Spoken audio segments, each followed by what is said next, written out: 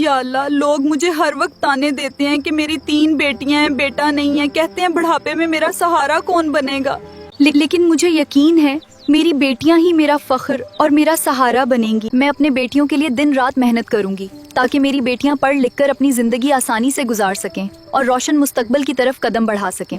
امی آپ کی طبیعت خراب لگ رہی ہے، کیا ہوا ہے آپ کو؟ بیٹا میں ٹھیک ہوں، بس تھوڑی سی تھکن ہے، پریشان مت ہو۔ ان کی طبیعت بہت خراب ہے، آپ سب دعا کریں کہ یہ جلد ٹھیک ہو جائیں۔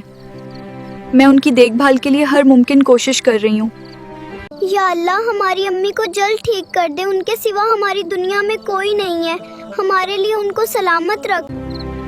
اب خطرے کی کوئی بات نہیں، آپ بالکل ٹھیک ہیں، اب آپ کو دوا کی بھی ضرورت نہیں، آپ کی صحت اب مکمل طور پر بحال ہو چکی ہے۔ یا اللہ پاک، لوگ بیٹے مانگتے رہے مگر تو نے مجھے بیٹیوں کی شکل میں جنت دے دی۔